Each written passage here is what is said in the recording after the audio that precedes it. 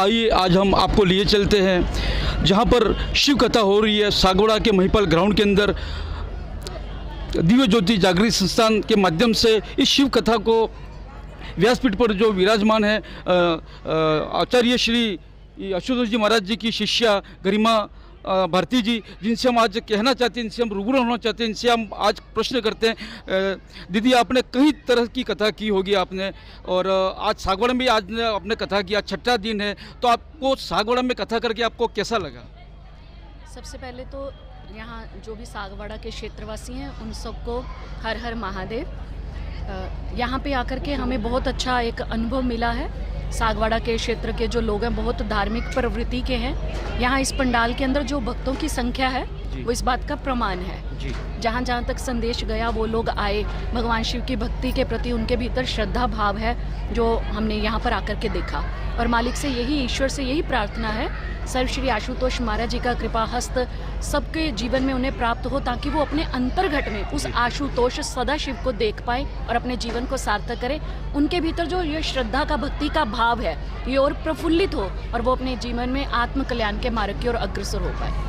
जी दीदी, आपने जो कथा यहाँ पे कही, सागवाड़ा का ये इतना अच्छा धार्मिक स्थल है, यहाँ पे धार्मिक नगरी भी बोलते हैं यहाँ पे, तो आपने जो कथा की, इस कथा की व्यवस्था देकर के यहाँ की जो सागवाड़ा की पब्लिक है वो वाही वाही कर रही है, और साथ ही आपका जो ओजपूर्ण भाषण, ओजपूर्ण आपका जो उपदेश, ओजपूर्ण आप जो कथा है, उस कथा के निमित्त भी लोग आपको बहुत याद करते हैं। तो आपकी जो ओजपूर्ण जो कथा की जो प्रवृत्ति है कहने की, वो आप कहाँ से सीखे?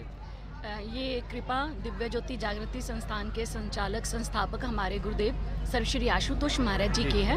गुरु महाराज जी के कृपा हस्त तले ब्रह्म ज्ञान से दीक्षित हुए, ध्यान साधना की गहराई में उतरे तो अपने अंतर जगत में जो अनुभूतियाँ हमने देखी हैं, जो आध्यात्मिक लाभ प्राप्त किया है, जो आनंद प्राप्त किया है, वो आज हम सागवाड़ा क्षेत्रवासियों को इस कथा के माध्यम से देने आए हैं। ये ज्ञान हमारे गुरु की कृपा की एक आप लोगों के सामने एक उसका एक प्रत्यक्ष प्रमाण है, क्योंकि केवल मात्र गुरु महाराज जी के सानिध्य में आने से पहले हमारा एक केवल कोरा अध्ययन था ग्रंथों को लेकर, लेकिन गुरु महाराज जी कहते हैं ये जो धार्मिक ग्रंथ है ना, इन ग्रंथों के अंदर जो शब्दों का ज्ञान है उसका एक सार है, उसका एक मर्म है। जब तक हम उस सार, उस मर्म को नहीं जानते हैं, तब तक हम उसकी ईश्वर की महिमा को गाने में सक्षम नहीं हो सकते।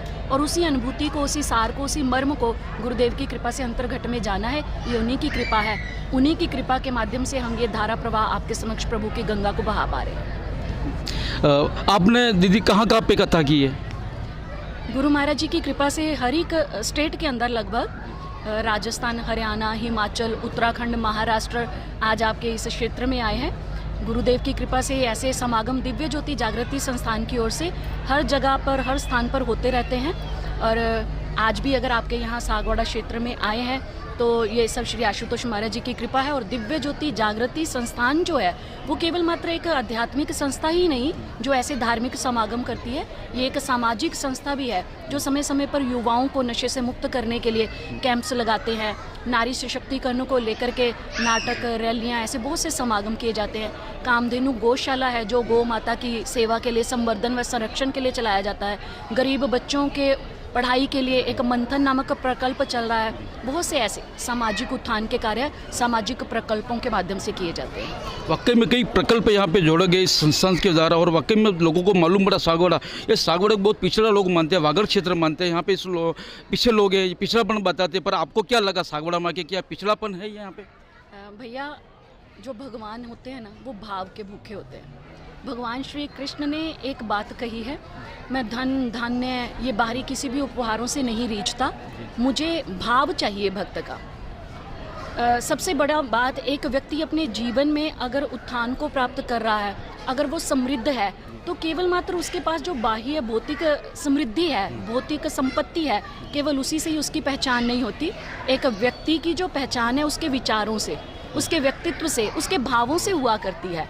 और यहाँ पर जो इस पंडाल में भक्तजनों को हम देख रहे हैं, उनके भीतर जो भावों का प्रवाह देख रहे हैं, तो हम तो यही कहेंगे कि यहाँ के लोग पिछड़े हुए नहीं बल्कि भावों के धनी हैं। धन्यवाद मैडम। जिस प्रकार से कृष्ण भगवान ने गीता में उपदेश दिया था, फिर उसके बाद एक सार बताया था कि गीता का सार क्या है, एक सार कुछ वाक्यों में आ गया था। तो आज जो सागवाड़ा की कथा आपने जो कही, इस पूरी कथा का सार सागौड़ वासियों को आप बताइए ताकि वो समझ सके इसकी पूरी कथा का सार।